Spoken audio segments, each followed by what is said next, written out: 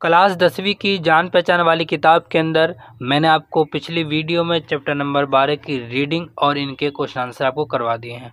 आज की वीडियो में चैप्टर नंबर 13 की रीडिंग करेंगे और इस शेर की तशरीह करेंगे और इनके क्वेश्चन आंसर को पढ़ेंगे।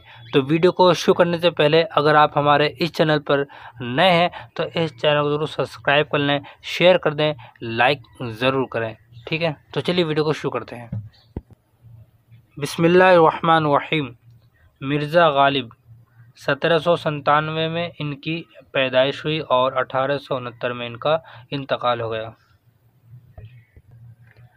मिर्ज़ा असदुल्ला ख़ां गालिब की विलादत आगरे में हुई। अभी वो बच्चे ही थे कि वालिद का इंतकाल हो गया। उनके चचा नसरुल्लाह बेग ने उनकी परवरिश की। शादी के बाद गालिब दिल्ली आ गए। यहाँ के इल्मी और अदबी माहौल में उनके शायरी ज़ौक़ की तरबियत हुई। बहुत जल्द उन्होंने अपनी अलग पहचान बना ली और आला अदबी मकाम हासिल कर लिया। गालिब नज़म और नसर दोनों पर यकसां कुदरत रखते थे। दोनों में उनका अंदाज़ बहुत मुनफरिद और दिलकश है। ख़याल की बुलंदी, मज़मून, आफरीनी और शौख़ी उनके कलाम की नुमाया ख़ुसूसियात है। उनकी शायरी में इंसान के वजूद और उसकी दुनिया के गहरे मसलों का बयान मिलता है। गालिब जितने बड़े मुफ़क्किर थे उतने ही बड़े फ़नकार भी थे। अपने कलाम की वुसअत के साथ साथ गालिब अपनी सन्नाई और अपनी तबाई के लिए भी हमेशा याद रखे जाएंगे। सबसे बड़ी बात यह है कि गालिब ने जो बुलंद मर्तबा शायरी में हासिल किया वही मर्तबा उनकी नसर को भी हासिल है। दीवाने गालिब में बमुश्किल 2000 अशार हैं, लेकिन गालिब हिंदुस्तान ही नहीं दुनिया के बड़े शायरों में शुमार किए जाते हैं।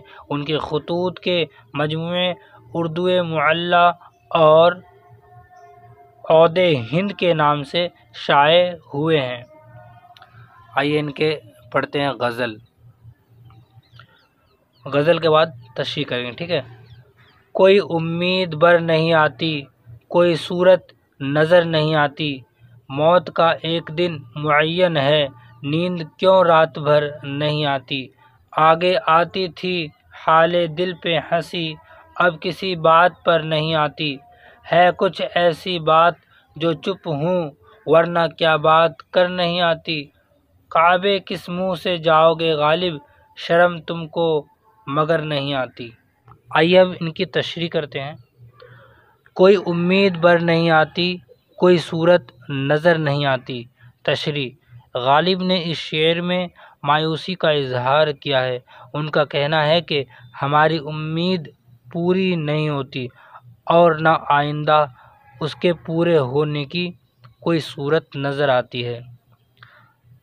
मौत का एक दिन मुअय्यन है, नींद क्यों रात भर नहीं आती। तशरीह। गालिब कहते हैं कि मौत का एक दिन मुकर्रर है, वो अपने वक्त पर आएगी, मगर हमारी नींद को क्या हुआ जो रात भर हम जागते रहते हैं। नींद हमसे कोसों दूर है। इस शेर का एक मतलब ये भी है कि नींद तो किसी भी वक्त आ सकती है, क्या मौत की तरह उसका भी कोई वक्त मुकर्रर हो गया है जो हम रात भर जागते रहते हैं। आगे आती थी हाले दिल पे हंसी, अब किसी बात पर नहीं आती। तशरीह। गालिब कहते हैं कि इश्क में हमारा ये हाल हो गया है कि पहले अपनी हालत देखकर खुद हंसी आ जाती थी कि हम क्या से क्या हो गए, लेकिन अब बदहाली का ये आलम है कि अब किसी बात पर हंसी नहीं आती। यानी मायूसी और अफसुर्दगी ने दिल को इतना पसमुर्दा यानी कि बुझा हुआ कर दिया है कि हंसना भी भूल गए। है कुछ ऐसी ही बात जो चुप हूँ, वरना क्या बात कर नहीं आती। तशरीह। गालिब का कहना है कि मैं महफिल में किसी ख़ास वजह या मसलहत से खामोश हूँ, किसी बात का जवाब नहीं दे रहा हूँ, मगर इसका मतलब ये नहीं कि मुझे बात करनी ही नहीं आती।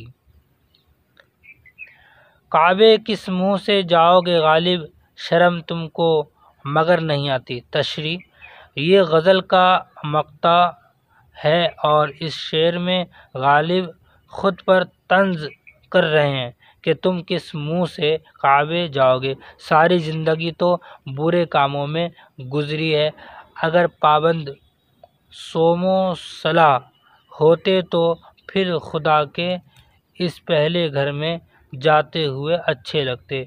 तुमको शर्म आनी चाहिए कि ऐसी हालत में काबा जाओगे।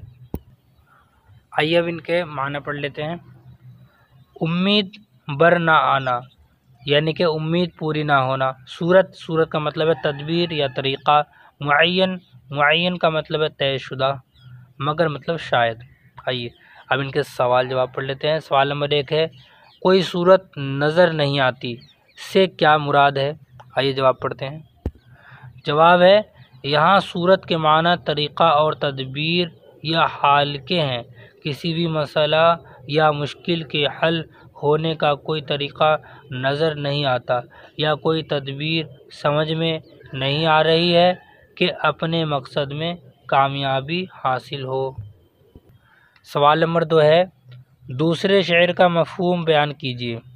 जवाब है, इसका मफ़हूम यह है कि मौत का तो एक वक्त मुकर्रर है, वो उसी मुअय्यन वक्त पर आएगी, लेकिन नींद का तो वक्त मुकर्रर नहीं, फिर रात भर क्यों जागते रहते हैं। कहीं ऐसा तो नहीं मौत के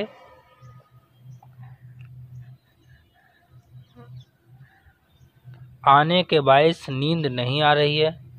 सवाल नंबर 3 है, काबे जाने से शायर को शर्म क्यों आती है।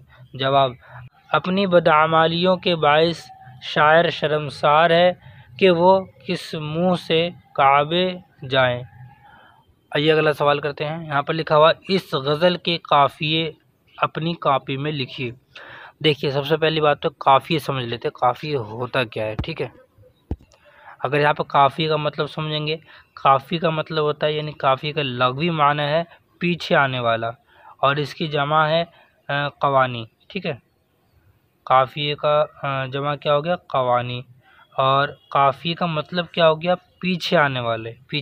ठीक है, और इनका मतलब क्या है, इसका मतलब काफ़ी का मतलब कि इस्तिलाह में ऐसे, यानी ऐसे हम वज़न अल्फाज जो पाबंद नज़म और गज़ल या कसीदों के पहले शेर के दोनों मिसरों में, जबकि बाकी अशार के सिर्फ़ दूसरे मिसरे में इस्तेमाल हो। ठीक है, और दूसरी आसान भाषा में समझ लेते हैं।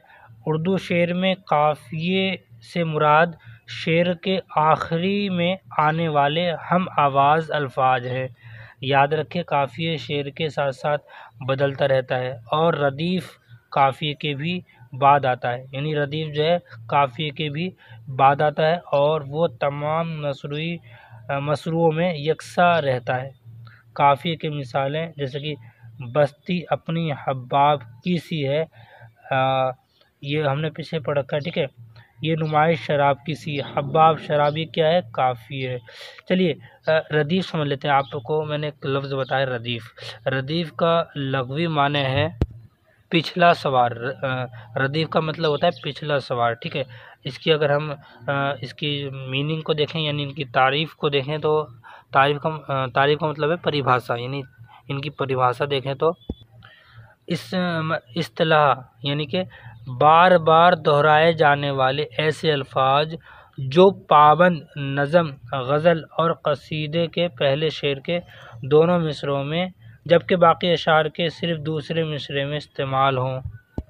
शायराना कलाम में रदीफ़ का होना ज़रूरी नहीं, रदीफ़ के अल्फाज की तादाद मुकर्रर नहीं है। समझिए, तो काफ़ी आप समझ गए होंगे। अगर आप काफ़ी नहीं समझे तो आप हमें कमेंट करें, इसकी अलग से मैं वीडियो बना दूंगा ग्रामर के अंदर, उर्दू ग्रामर के अंदर काफ़िए और रदीफ़, ये दो लफ्ज़ आपको समझा दूंगा। ठीक है, चलिए अभी अब पढ़ते हैं जवाब। बर, नज़र, भर, पर, कर, मगर, ये क्या है, काफ़ी है इस शेर के अंदर। ठीक है, चलिए, ये मैंने आपको चैप्टर नंबर 13 की रीडिंग और इनके तशरीह और इनके क्वेश्चन आंसर आपको करवा दिए, ठीक है। अगली वीडियो में चैप्टर नंबर 14 की रीडिंग और इनके क्वेश्चन आंसर को पढ़ेंगे, ठीक है। बहुत ही इंटरेस्टिंग चैप्टर है इंटरनेट, ठीक है। चलिए, मिलते हैं अगली वीडियो में, तब तक के लिए अस्सलाम वालेकुम व रहमतुल्लाहि व बरकातुहू।